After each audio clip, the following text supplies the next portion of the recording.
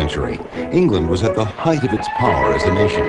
It was one of the world's wealthiest countries, mostly because of the resources it received from its colonies in the Caribbean, India, and America. The eyes of the world were on the American colonies. For 150 years, the colonies enjoyed the unusual freedom of managing their own affairs. The colonists created their own political, social, and financial systems, and freely chose their religious beliefs. Trade between the colonies prospered, and after the French and Indian War opened the Ohio Valley to settlement, some colonists began to move westward. Plantations in the southern colonies were producing tobacco, indigo, and rice for export. Boston, New York, and Philadelphia became important centers of international business, and New England had thriving lumber and whaling industries. Tall ships that sailed throughout the world were built by colonial craftsmen. Because of their great distance from England and England's wars with France, the colonies were all but ignored by the English government. Free from limiting controls, the American colonists created a higher standard of living than could be found in any other British colony. Americans felt that they were doing fine without help from the British and did not want the British to meddle in American affairs. The British had a hard time understanding the Americans' point of view. After all, the colonists were still British citizens, even those who were born in America. The colonists didn't want English laws or taxes, and they resented seeing England's army on American soil. In 1763, England announced that it would have to impose taxes on trade in the colonies to help pay its debt from the war with France. The colonists were angered by this news, but the British government insisted that their first duty was to England. The colonists did not agree. They told the British government that they would not pay taxes unless they were allowed to have representatives in the British Parliament. No taxation without representation became their motto. Without representatives, Americans had no say in what Parliament decided for the colonies. The colonists believed that the people should decide whether or not to willingly offer taxes to the government. They believed taxes should be levied only through representatives of the people. Such demands were unheard of, and England did not take them seriously. But this was only the beginning of England's trouble with the colonies. The colony of Massachusetts encouraged the other colonies to take part in anti-British activities. Massachusetts was the home of the famous American leaders John Adams, Samuel Adams, John Hancock, and Dr. Joseph Warren. Many colonists listened to what they had to say when they spoke against taxes and controls by the British government. The Americans organized and refused to send their goods to England so they would not have to pay duty taxes. Angry colonists harassed tax collectors. So many colonists rallied against the taxes that the English government became worried there would be an uprising. To calm the colonists, Parliament repealed all the taxes except the tax on tea. A British law, the Tea Act, changed the way the colonies could buy tea. It stated that only one company, the East India Company, based in England, could sell tea to the colonists.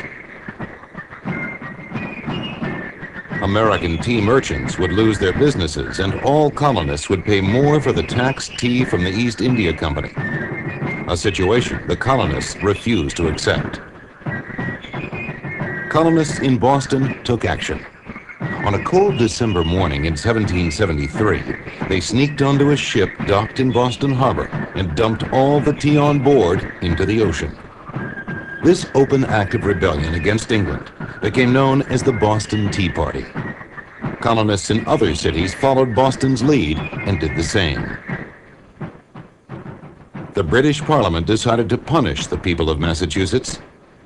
They passed an act that completely closed the port of Boston. They created other acts that would limit the colonists' freedoms, and they sent thousands of English soldiers to America to keep law and order. American statesmen protested. They declared that their colonial assemblies should have as much power as Parliament and should determine the laws for the colonies. Since they did not interfere with Parliament, they felt Parliament should not interfere with America. Most of the colonists were still loyal to the King of England and would have stayed loyal if they had been allowed to govern their own communities. But they saw their freedoms disappearing more and more every day. Colonial leaders continued to meet and plan their defense against British interference. It seemed that it was just a matter of time before fighting would break out. The English prepared for a violent uprising. More soldiers were brought in, and General Thomas Gage, the commander-in-chief of the British troops, was made the governor of Massachusetts. The colonists also prepared for battle. Each colonial town had its own militia, but they were disorganized and only met once a year for training. Now, the colonists began training every month. Their goal was to be ready to fight at a minute's notice. They came to be known as the Minutemen. In the winter of 1775, the English learned that the colonists were hiding weapons and ammunition in small towns. General Gage received a letter from England demanding that he take action against the colonists who were responsible. On April 18th, British soldiers left Boston. They planned to sneak into the towns of Lexington and Concord, surprise rebel colonists, and capture their supplies. But as soon as they left, two messengers, Paul Revere and William Dawes, rode non-stop to Lexington and Concord by different roads. They sounded the alarm that the British were coming. Paul Revere reached Lexington first and stopped to warn Samuel Adams and John Hancock, two leaders of the rebellion who were hiding from the British. Paul Revere was captured by a British patrol, but William Dawes was able to warn colonists all the way to Concord. Paul Revere's Ride, the poem by Henry Wadsworth Longfellow, tells us the story of that midnight ride. The Revolutionary War began in Lexington and Concord the next day, April 19th, 1775. That morning was very cold and fog covered the hills. 800 British soldiers were sent to Concord to capture or destroy all the weapons, ammunition, and supplies they could find. Even more than a military victory, General Gage wanted to make examples of Samuel Adams and John Hancock. He planned to capture them and send them to England, where they would be tried for treason. Major John Pitcairn led the British troops into Lexington, where they met about 70 colonists trained as Minutemen. They were mostly local farmers. The British commander warned his troops not to fire unless the colonists fired first.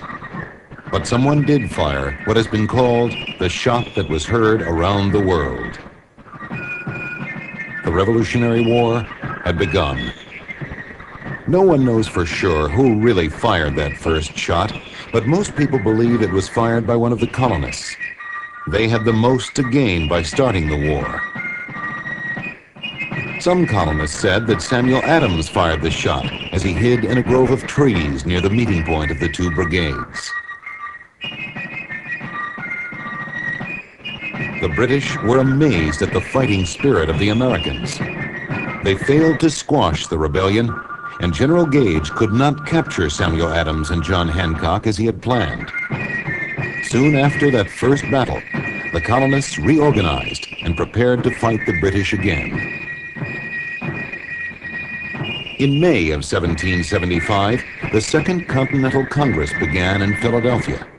Plans were made to increase the size of the American Army and collect weapons and ammunition. George Washington was appointed Commander-in-Chief of the American Armed Forces. Meanwhile, England also added to its forces. 3 more generals and thousands of British soldiers arrived in America. But even with such a great force, they could not stop the progress of the rebellion. At the Battle of Bunker Hill, British soldiers greatly outnumbered Americans, and yet the Americans held their lines. Even the British General Gage said, These people show a spirit and conduct against us they never showed against the French. They are now spirited up in a rage and enthusiasm as great as ever people were possessed of, and we must proceed in earnest or give the business up. The loss we have sustained is greater than we can bear.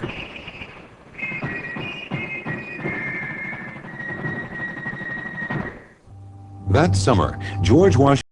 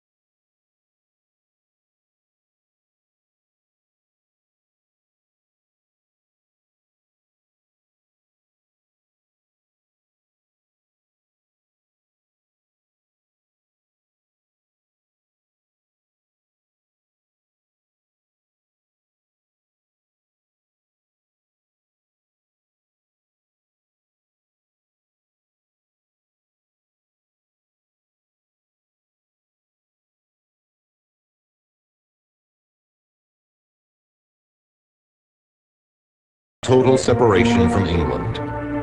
Thomas Jefferson wrote, "Now we want neither inducement nor power to declare and assert a separation.